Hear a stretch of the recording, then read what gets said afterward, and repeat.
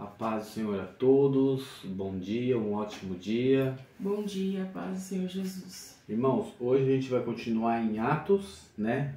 Texto novo, como a Bruna falou ontem, 3, 4 e 5, tá? E não se esqueça, faça a leitura na sua casa. É um texto muito importante porque é o início da jornada aí, solo dos apóstolos, né? Da jornada solo dos apóstolos. Amém? Vamos orar? Senhor Deus, meu Pai, te agradecemos mais uma vez por poder estar meditando na Tua Palavra. Senhor, abre, Senhor, os nossos ouvidos e olhos espirituais para a gente compreenda, Senhor, as Tuas palavras, Senhor, em nome do Senhor Jesus. Amém, Senhor. Hoje eu quero frisar, pessoal, lá no capítulo 5, versículo... Eu vou ler a partir do 34, para não ficar muito curto. Diz assim: mas levantando-se no sinédrio um fariseu chamado Gamaliel, mestre da lei respeitado por todo o povo, mandou que os apóstolos fossem levados para fora por um momento. Então disse ao sinédrio: israelitas, tenham cuidado com o que vão fazer a estes homens, porque algum tempo atrás se levantou Teudas, dizendo ser alguém muito importante, ao qual se juntaram cerca de 400 homens, mas ele foi morto, e todos os que lhe obedeciam se dispersaram, e foram reduzidos a nada. Depois desse levantou-se Judas o Galileu, nos dias do recenseamento, e levantou muitos consigo. Também este foi morto, e todos os que nele obedeciam foram dispersos. Neste caso de agora, digo a vocês, não façam nada com estes homens, deixem que vão embora, porque se este plano ou esta obra vem de homens, será destruída. Aqui a gente já vê algo muito interessante, que Gamaliel se levantando dentro do sinédrio para, chamar a atenção deles ali de uma forma, não brusca, porém chamando a atenção. Mas é importante a gente frisar que os israelitas, os judeus, os hebreus, eles vinham estudando até os 12 anos. Com 13 anos eles faziam uma prova para saber se eles iam ou não para dentro do sinédrio, para dentro dos estudos ali aprofundados, para saber se eles iam ter um rabi que fosse ensinar eles. E dali em diante, se eles fossem aprovados numa prova muito difícil, eles estudavam até os 30 anos para depois seguir a profissão, né? E se eles fossem reprovados, eles eram indicados a seguir a profissão dos pais dele. Mas é muito interessante a gente saber que Gamaliel não foi dessa forma. Gamaliel, ele é muito importante porque ele é uma das únicas duas pessoas na Bíblia que recebeu o título por merecimento, né? Então, estudos, a história nos conta que Gamaliel ele não estudou junto com as outras pessoas do Sinédrio. Ele aprendeu, virou mestre, doutor da lei, e depois ele foi reconhecido pelo Sinédrio pela sua sabedoria. E aí sim ele é chamado de mestre. A mesma coisa acontece com Jesus. Jesus ele é chamado de rabi, ele é chamado de mestre, de professor. Só que ele recebe esse título por honra, porque Jesus também nunca foi para o Sinédrio. Então é um título muito honroso entre eles e muito difícil de se conquistar. Então ele tinha muita moral, digamos assim. Gamaliel tinha muito moral diante dos outros fariseus, porque ele tinha esse título. E lá na frente vai dizer assim, no 39, mas se vem de Deus, vocês não poderão destruí-los e correm o risco de estar lutando contra Deus. E os membros do Sinédrio concordaram com Gamaliel. Então aqui, ele lembra das escrituras, coisa que nenhum dos fariseus fez até agora.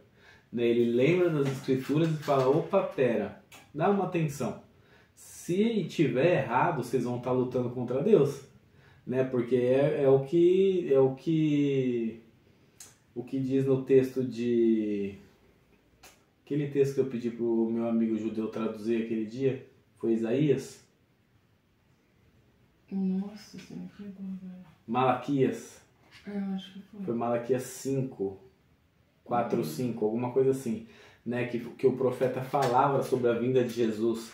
E eu pedi para o judeu traduzir para mim.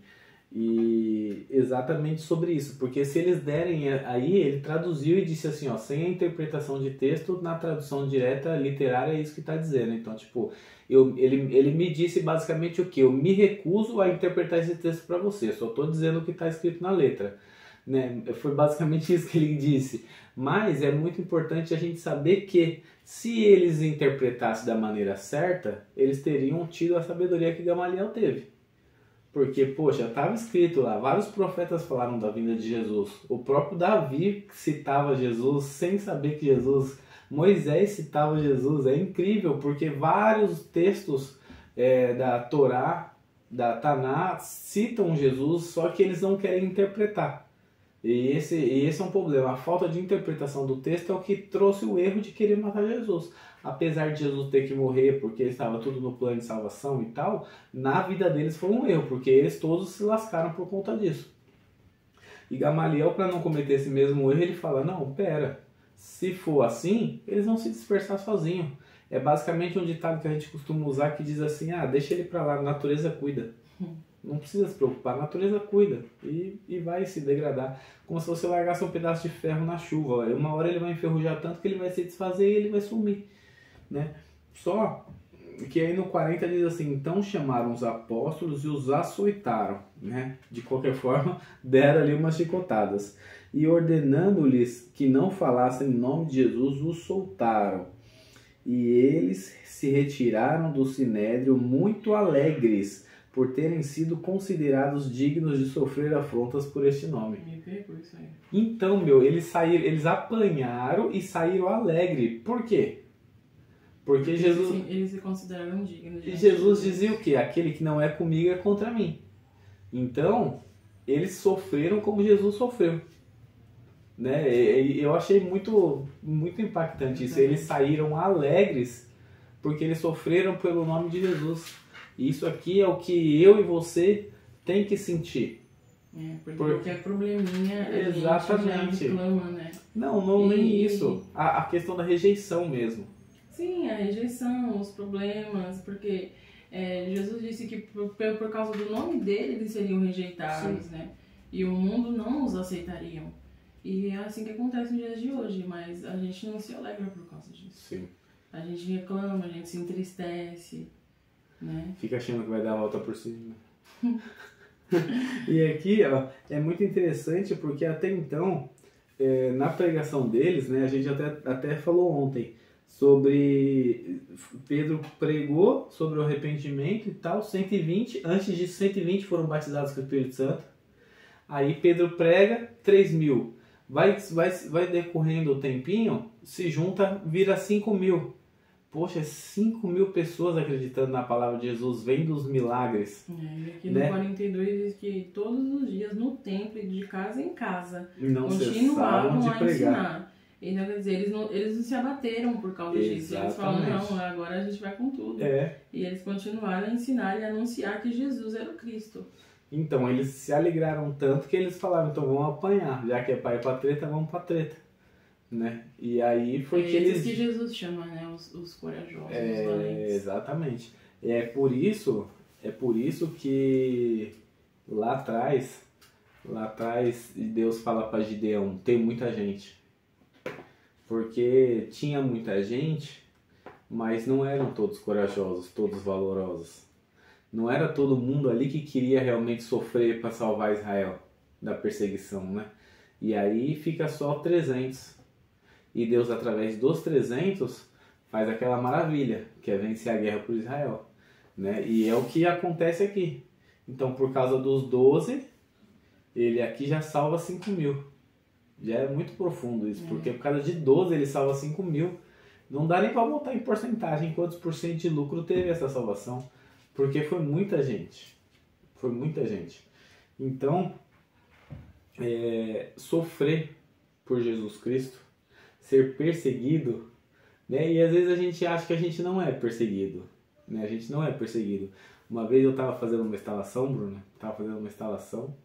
e aí eu não lembro o que foi que o meu chefe tinha falado, não tinha nada a ver com o meu trabalho, eu estava fazendo um bico pro chefe que eu trabalhava mesmo, e aí eu falei para ele assim, poxa, você já... procurou Jesus, né, para desabafar. Estava desabafando. Aí ele falou alguma coisa, eu falei, você já procurou Jesus? Você precisa de uma igreja, você é muito estressado, muito bravo, não sei o quê. Aí ele falou para mim assim, esquecer meu amigo, não me fala de Jesus. Aí, apesar de na época eu ainda ser um pouco rebelde, eu lembro de eu ter levantado e falando, então tá bom, não preciso ser seu amigo. Eu não faço mais nada, se vira aí que eu vou embora. Eu virei as costas e saí da sala. Né? Depois ele foi lá me chamar. E depois me convidou para ir para casa dele e tudo. Mas a gente sofre sim perseguição. Mas o gostoso da perseguição é a gente depois ver o resultado. Não que a pessoa tenha quebrado a cara, mas Deus a nosso favor. Né? Só para a gente finalizar aqui, eu lembrei de outro testemunho que foi recente. Eu me lembro de um cliente que demorou o sistema dele para fazer uma homologação de energia solar, demorou 5 meses e o máximo do prazo era 4. E esse cliente ia tomar um prejuízo de mais ou menos uns R$5.000 por mês, porque a conta de luz dele era cara. E aí ele me falou algumas groselhas e tal, e aí eu falei aí a gente estava sofrendo uma perseguição de propina. Né, a concessionária pedia propina para poder aprovar o sistema que não precisava, estava tudo certinho. E eu me recusei, falei, não vou pagar propina. E ele ficou no meu pé querendo que eu fizesse. E eu não fiz. Falei, não fiz, eu não faço. Nem que eu tenha que tirar o dinheiro do bolso para te pagar a sua conta, mas eu não faço. E aí depois de tudo funcionando e tal, eu liguei para ele, já fazia uns 3, 4 meses que o sistema dele estava rodando, liguei para ele e falei, me manda uma foto da sua conta e tal, que eu vou postar no nosso Instagram. Que é uma referência, né? Um testemunho, vai. É um testemunho. E aí ele falou assim, não tá vindo conta. Eu falei, oxe, como não? Ele falou, que depois que fizeram a homologação, creditaram na minha conta R$10.000 de crédito e ainda tá consumindo esses R$10.000 de crédito para depois consumir a energia solar. Aí eu falei para ele, esses R$10.000 aí não é que acreditaram, você não sabe o que. É a compensação pela justiça de que eu não ter me corrompido, pago a propina. Por quê? Era 4 meses o prazo. A gente quebrou em 5. Né? Acabou em 5 a homologação dele. Então, no máximo, ele ia tomar um mês de prejuízo, R$5.000 de fatura de conta. Foi creditado na conta dele R$10.000. Então, ele teve o dobro de lucro, de milagre, ele teve o dobro de milagre do que ele ia ter de prejuízo. Né? E quando eu falei pra ele, ele falou, realmente, a gente fica velho e tal, acha que já viu de tudo, mas a gente ainda vai ver coisa. E encerrou ali a conversa. Mas é muito legal, porque a gente vê que a gente vai ser perseguido, né? Porque eu ouvi bastante besteira, né? Você sabe disso, você ouviu o que eu ouvi. Eu ouvi bastante besteira dessa pessoa, e depois do resultado, eu pude me alegrar, porque eu vi que Deus me honrou. Né? Deus me honrou grandemente. Então, se alegre com a perseguição. Se alguém está te perseguindo, é porque realmente você está no caminho certo. Se você não estiver sendo perseguido, não estiver sendo julgado, não estiver sendo apontado, é melhor voltar a orar, porque tem alguma coisa errada aí. Né? Então, acho que é isso. Quer acrescentar alguma coisa? Não? Vamos orar? Senhor Deus, meu Pai, te agradecemos, Senhor, te damos graça, Pai, pelas nossas perseguições, pelas nossas aflições, pelos nossos açoites. Senhor, só nos dê força, Senhor, para jamais, Senhor, reclamarmos deles, Senhor, e nos alegrarmos diante deles todos os dias das nossas vidas, Senhor, em nome do Senhor Jesus, Pai. Amém, Senhor. Tchau.